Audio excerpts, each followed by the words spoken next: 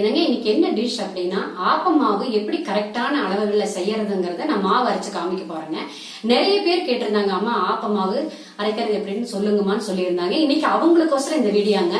பாருங்க, நான் ஆப்பம் எல்லாம் செஞ்சேன்னா இந்த வீடே மணக்குங்க, அப்படி இருக்குங்க ஆப்பம். நான் எப்படி செய்யறேன் என்னங்கிறது இந்த வீடியோ முழுவதும் பாருங்க. இந்த ஆப்பம் மாவுக்கு அளவுகள் சொல்றேன் பாருங்க. 1 டம்ளர் பச்சரிசிங்க, நீங்க ரேஷன் அரிசி போட்டாலும் சரி, மாவு அரிசி போட்டாலும் சரிங்க. நம்ம பச்சரிசி எடுத்த அதே டம்ளர்ல 1 டம்ளர் இட்லி அரிசிங்க.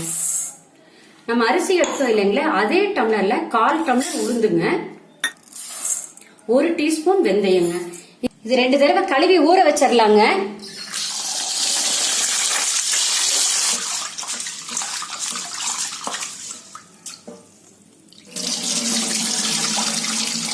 கழுவியாச்சுங்க. 4 மணி நேரம் ஊறட்டுங்க. 4 மணி நேரம் ஊறிடுச்சுங்க. இப்ப நைஸா ஆட்டி எடுத்துக்கலாங்க.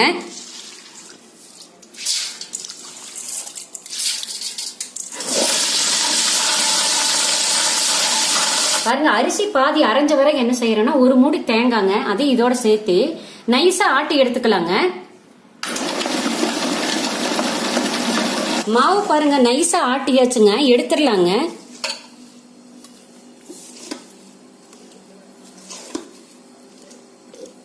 கல்லு கழுவி கொஞ்சம் தண்ணி எடுத்துக்கலாங்க. இது மாவு கெட்டியா இருந்தா ஊத்தி ஆப்பம் ஊத்துறதுக்கு வேணுங்க இந்த தண்ணி.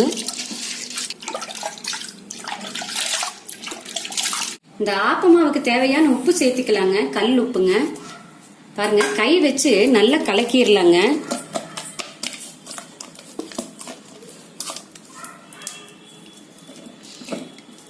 கலக்கி மூடி வச்சிடலாங்க. 8 மணி நேரம் இருக்கணுங்க. அதாவதுங்க, காலையில நீங்க ஆட்டுனீங்கன்னா நைட்டு ஆப்பம் ஊத்தலாங்க. இப்ப நைட் நேரம் நீங்க ஆப்ப மாவு ஆட்டினீங்கன்னு வைங்க, அடுத்த நாள் காலையில தாங்க ஆப்பம் ஊத்த முடியும். மாவு 8 மணி நேரம் புடிச்சாத்தாங்க ஆப்பம் நல்லா வரும். நைட் ஆப்பமா வாட்டி வச்சதுங்க 8 மணி நேரம் ஆச்சுங்க. மாவு பாருங்க எப்படி புளிச்சிருக்குதுன்னு. பாருங்க மாவு எவ்வளவு புளிப்பா இருக்குதுன்னு பாருங்க. இப்ப என்ன செய்யறேன்னா நல்லா கலக்கிக்கலாங்க. இந்த மாதிரி கலக்கிட்டு மாவு கெட்டியா இருக்குதுங்க. இப்ப நம்ம கல்ல கழுவி தண்ணி வச்சிருக்கிறோம் இல்லைங்களா, அந்த தண்ணிய இதோட சேர்த்திடலாங்க. கல்லு கழுவுன தண்ணி வந்துங்க கரெக்டா 200 mlங்க. மாவு கெட்டியா இருக்கு, இன்னும் கூட கொஞ்சம் தண்ணி சேர்த்துக்கலாங்க. ஆப்ப மாவு எப்படி இருக்கணும்னா தோசை மாவை விட கொஞ்சம் லூசா இருக்கணுங்க. பாருங்க, இந்த அளவுல இருக்கணும். இப்படி இருக்கணுங்க மாவு. ஆப்பம் ஊத்திக்கலாங்க.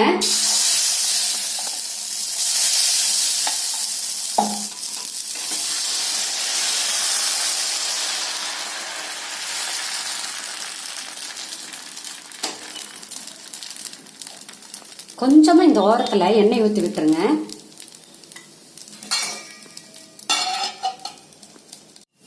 ஆப்பம் எடுத்துடலாங்க. ஆப்பம் பாருங்க சூப்பரா வந்திருக்கு பாருங்க. ஓரமெல்லாம் பாருங்க நல்லா முறுமுறுன்னு இருக்குது. சென்டர்ல பாருங்க நல்லா திக்கா இருக்குது. ஆப்பம் பாருங்க நல்லா ஹோல்ஸா எப்படி வந்திருக்குதுன்னு பாருங்க. மாவு கரெக்டா ஆட்டுனா தாங்க இந்த மாதிரி ஆப்பம் வரும். கல்லுக்கும் ஒட்டவே இல்லை பாருங்க. இன்னொரு ஆப்பம் ஊத்தி காமிக்கிறேன் பாருங்க.